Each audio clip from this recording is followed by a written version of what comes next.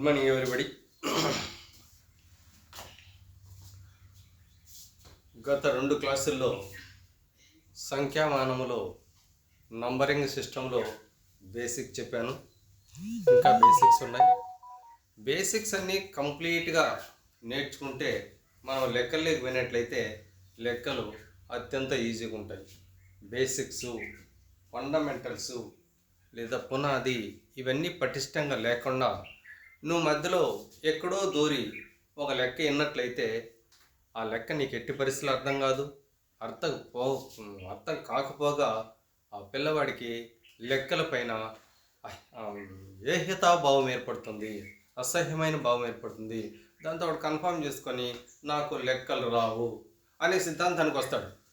కాబట్టి అలా చూసుకోవాల్సిన అవసరం లేదు. చిన్న ఎగ్జాంపుల్గా చదువు పైన పిల్లనికి ఎటువంటి ఆసక్తి ఉండాలా, ఎటువంటి ఏకాగ్రత ఉండాలా, అప్పుడే దాని పరిపూర్ణమైన జ్ఞానం అవుతుంది. ప్రపంచంలో నువ్వు ఎక్కడికి పోయినా ఏ ఫీల్డ్లో అడుగుపెట్టినా అత్యంత ఈజీగా జయించుకొని వచ్చేటువంటి నాలెడ్జి లేదా జ్ఞానము నువ్వు ఆర్జించేటువంటి అవకాశం ఉంటుంది. ఫర్ ఎగ్జాంపుల్, లెసన్లోకి వెళ్ళే కంటే ముందు ఒక చిన్న స్టోరీ చెప్తాను. దాన్ని బట్టి మీకు అర్థమవుతుంది. మహాభారతంలో కౌరవులకు పాండవులకు విద్య నేర్పించినటువంటి ద్రోణాచార్యుడు పిల్లలకందరికీ చిన్న చిన్న కుండలు ఇచ్చి పక్కనే ఉన్నటువంటి రివర్కి వెళ్ళి నీళ్లు తీసుకురండి అని వాళ్ళకి చెప్పినప్పుడు, తనకున్నటువంటి మనిషి కాబట్టి సాధారణంగా స్వార్థం ఉంటుందేమో తెలియదు, తన కుమారుడికి చిన్న కుండ ఇచ్చి నీళ్లు తీసుకురమ్మన్నప్పుడు తన కుమారుడు చిన్న కుండ తీసుకొని నీళ్లు ఫాస్ట్గా తీసుకొచ్చేస్తే వాళ్ళు వచ్చడానికి వాళ్ళ దగ్గర రావడానికి దాదాపుగా 20 minutes 25 minutes పడుతుంది. ఆ పిల్లలంతా కుండలో నీళ్ళు తీసుకురావడానికి. ఆ కుండ బరువుగా ఉంటుంది. సో ఈ 20 నిమిషాల్లో కొడుకు విద్యలో ఉన్నటువంటి సీక్రెట్స్ అంతా, దాంట్లో ఉన్నటువంటి మెలకువలంతా చాలా క్లియర్గా చెప్తా వస్తాడు. ఇది ఎవరు గమనించరు, కానీ దూరంగా నుంచి అర్జునుడు గమనిస్తాడు. మా గురువుగారు ఏదో చెప్తున్నారే అనేటువంటి భావంతో నేను కూడా నేర్చుకోవాలా అనేటువంటి ఆసక్తితో, జనరల్గా నీకు పని పైన ఒక ఆసక్తి ఉన్నప్పుడు, ఏకాగ్రత పెరిగినప్పుడు, నీ చేతిలో ఉన్నటువంటి బరువు కానీ లేదంటే ఏదైనా భారం మోస్తున్నప్పుడు కానీ నువ్వు లేదన్నా నేర్చుకునేటప్పుడు కానీ అది నీకు భారంగా అనిపించేటువంటి అవకాశం లేదు. కాబట్టి అతను బరువు అనేది పెద్దగా బరువును లెక్క చేయకుండా ఫాస్ట్గా వచ్చేసి గురువు గారిని అడుగుతాడు. గురువుగారు, అశ్వత్థామకు చెప్పేటువంటి చదువు నాకు కూడా చెప్పండి, నేను నేర్చుకుంటానంటే ఈ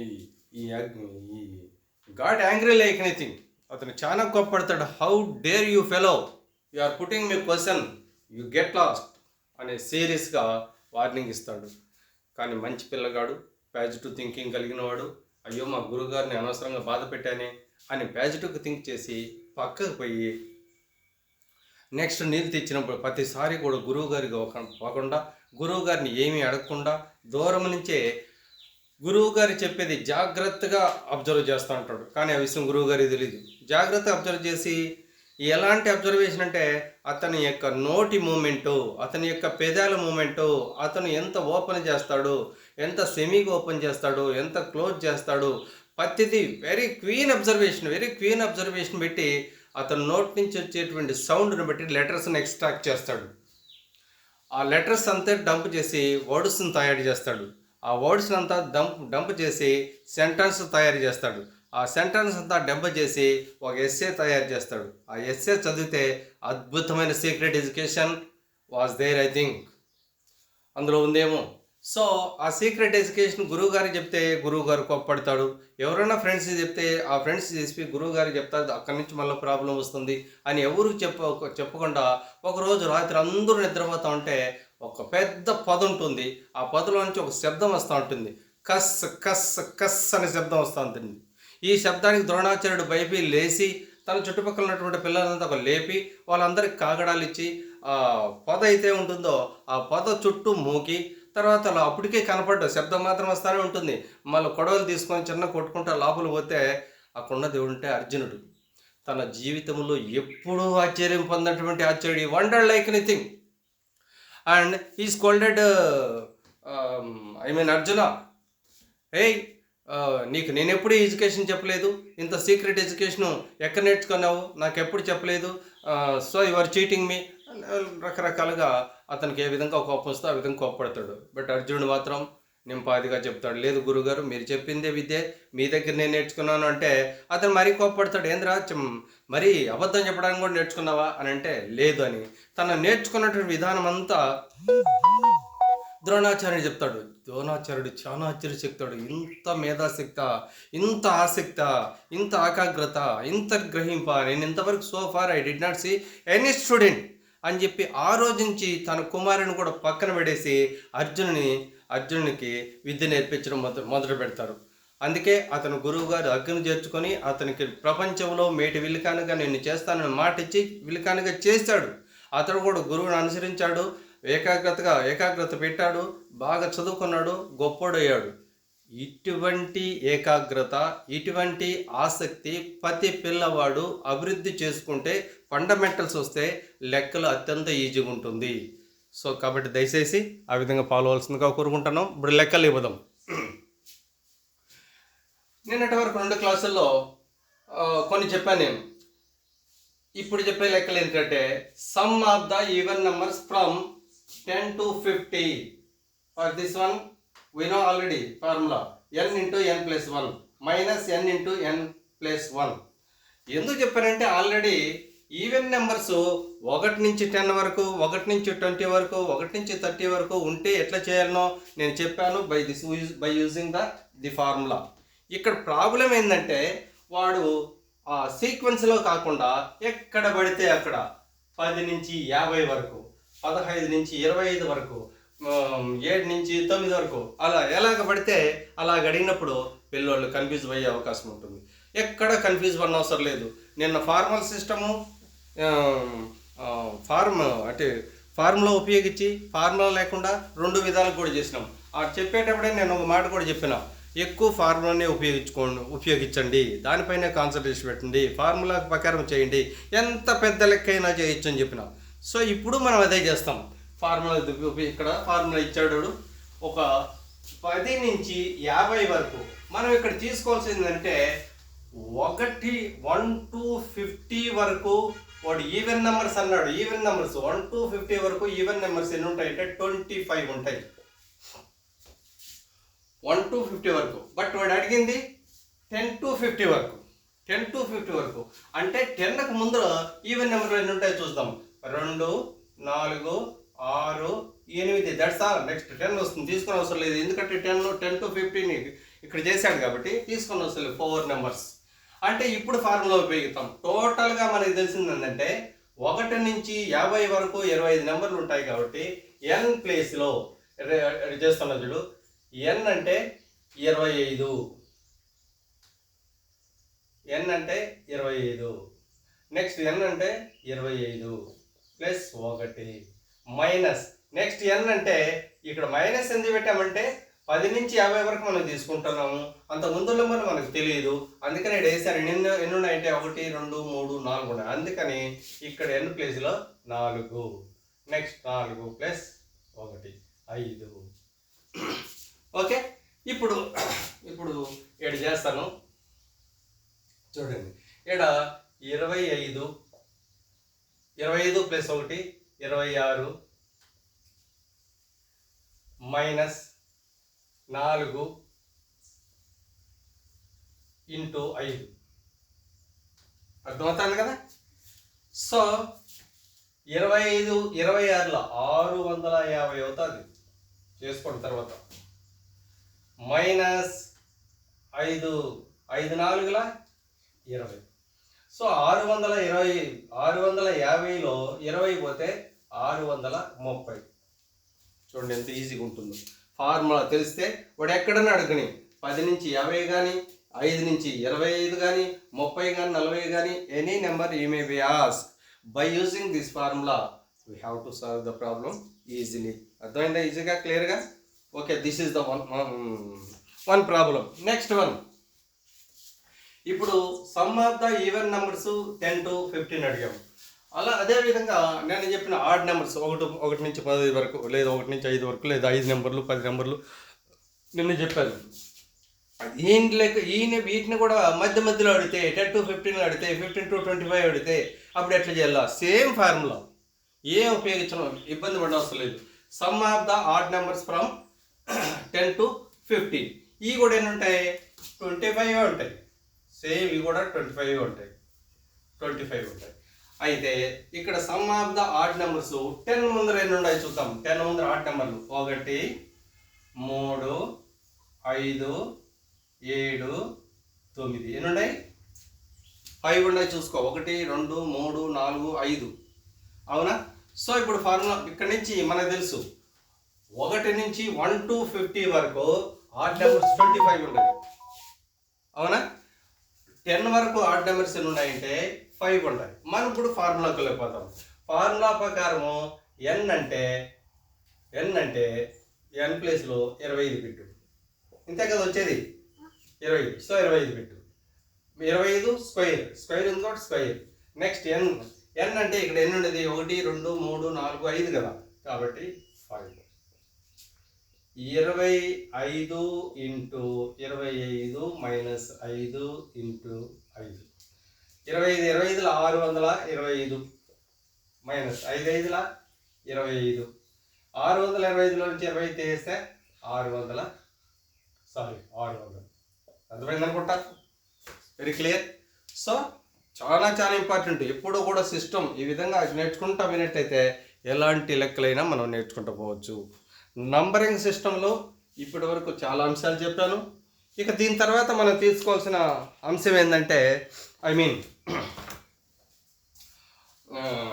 ప్రధాన సంఖ్యలు, prime numbers. What are the prime numbers? How to find the prime numbers? How many prime numbers are there? These are the important prime numbers. ఇక్కడ చాలా ఇంపార్టెంట్ అంటే prime numbers, co prime numbers. Most important, please keep. ఇక్కడ చాలా important ఏంటంటే 1 అనేటువంటి number 1 is the factor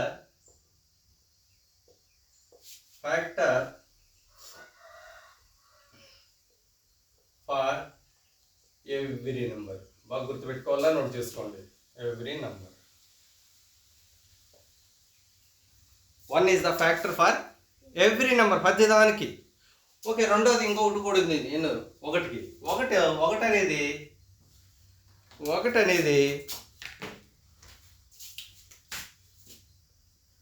ఒకటి అనేది neither prime నార్ composite. చాలా ఇంపార్టెంట్, బాగా గుర్తుపెట్టుకో. అంటే 1 అనేది ప్రైమ్ నెంబరు కాదు, కాంపోజిట్ నెంబర్ కాదు. 1 అనేది ఫ్యాక్టర్ ఫర్ ఎవ్రీ నెంబర్. ప్రతి నెంబరు ఏమన్నా తీసుకో, ఎన్ని నెంబర్లన్నా వేసుకో, దాని కదా కామన్గా ఫ్యాక్టర్ అవుతుంది. రెండోది వచ్చేసి 1 ప్రైమ్ నెంబరు కాదు, కాంపోజిట్ నెంబర్ కాదు. ఇవి చాలా ఇంపార్టెంట్ ఇవి. ఇకపోతే ఇప్పుడు మనం మాట్లాడుకున్నది prime numbers, next composite numbers.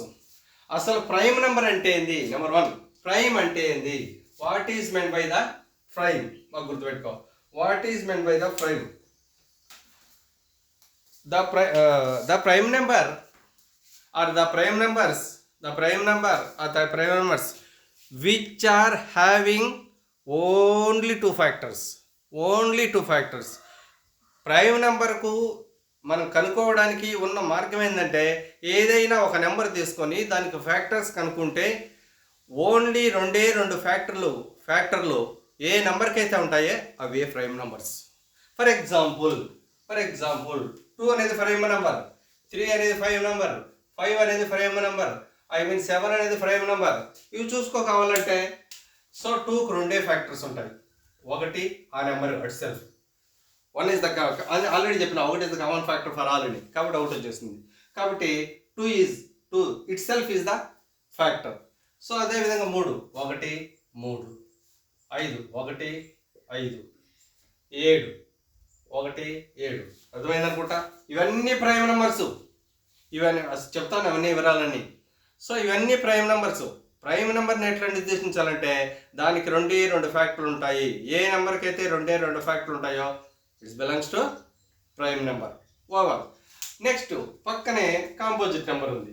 Composite number అంటే ఏంది? ఇది కూడా చాలా ఇంపార్టెంట్.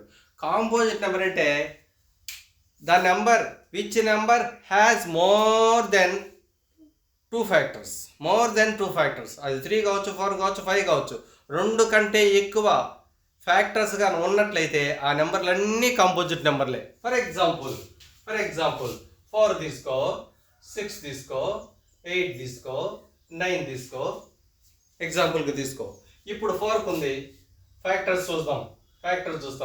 4 1 జా 4, 2 2 జా 4, 4 1 జా 4. 3 ఫ్యాక్టర్స్ ఉన్నాయి, 2 కాదు కదా, 3 ఫ్యాక్టర్లు కదా. So this number belongs to composite number. Similarly take this one. 1 is factor, 2 3 ja 2 3 6. 2 factors, 1 factor, 2 factor, 3 factors, 6 factors. 4 factors are there. Automatically we can imagine that number belongs to composite number. Is it not? Similarly take this one. 1 factor, 2 4 ja 2, 4 8. 1 2 4 and 8. These are the factors for 8. చూసుకో, జనరల్గా మన example చూసుకో. ఏ number అయినా తీసుకో. Prime number తీసుకుంటే 2 factor ఉంటాయి, composite number తీసుకుంటే 2 కంటే ఎక్కువ ఫ్యాక్టర్ ఉంటాయి. So we have to decide ఎందుకు ఏది కాంపోజిట్ నెంబరు, ఏది ప్రైమ్ నెంబర్ క్లియర్గా తెలుసుకోవచ్చు. అర్థమైందనుకుంటా. నెక్స్ట్ చాలా ఇంపార్టెంట్, బాగా గుర్తుపెట్టుకోండి, చాలా ఇంపార్టెంట్. అందుకే ఇవన్నీ బాగా బేసిక్. మళ్ళా కావాలంటే వినండి.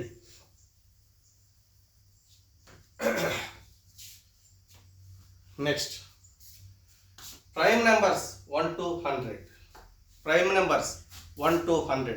నేను అడుగుతున్నా, how many prime numbers are there from 1 to 100? 1 నుంచి 100 వరకు ఎన్ని ప్రైమ్ నెంబర్లు ఉంటాయి లేదా ఉండాయి అని అంటే నేను రాశాను చూడండి, 25 ఉంటాయి. 25 prime numbers are there from 1 to 100. మనకు అంతకంటే ఎక్కువ అవసరం ఉండదు, అంత గుర్తుపెట్టుకోండి. ఓకే. నెక్స్ట్ అదే విధంగా కాంపోజిట్ నెంబర్స్ ఫ్రమ్ 1 to 100 ఎన్ని ఉంటాయంటే 74 ఉంటాయి. జాగ్రత్త గుర్తుపెట్టుకో. 25 ఉంటాయి, ఇదేమో 75 ఉంటాయి. ఈ మొత్తం అన్ని 2 అది ఇది యాడ్ చేస్తే 99 అవుతాయి. మరి ఒకటేమైంది సార్? ఒకటే. అది 2 జాతి కాదు కదా, ప్రైమ్ కాదు, కాంపోజిట్ కాదు, అందుకే పక్కన పెట్టాం. సో ఈ 2 కలిపినట్టయితే 99 అవుతాయి. అదేం సార్ 100 కదా నెంబర్లు ఉండాలి, ఒకటేమైందంటే ఇది కాంపోజిట్ కాదు, ప్రైమ్ కాదు, అందుకని పక్కన పెట్టినాం. Okay. Next come to prime numbers. Prime నెంబర్స్లో జనరల్గా ఈ 25 ఉంటాయి. వాడు చాలా క్వశ్చన్లు అడుగుతాడు. 1 నుంచి 10 వరకు ఎన్ని కాంపోజిట్ ఉంటాయి, లేదంటే 10 నుంచి 20 వరకు ఎన్ని ప్రైమ్ నెంబర్స్ ఉంటాయి, ఇట్లా అడిగే అవకాశం ఉంటుంది. అందుకే తను క్లియర్గా రాశాను నేను. 1 to 10, 2 3 5 7 prime numbers. 10 to 20, 11 13 17 19 prime numbers. 20 to 30, 23 29 prime numbers. 30 to 40, 31 37.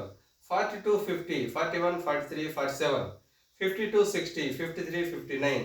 60 to 70, 61 67.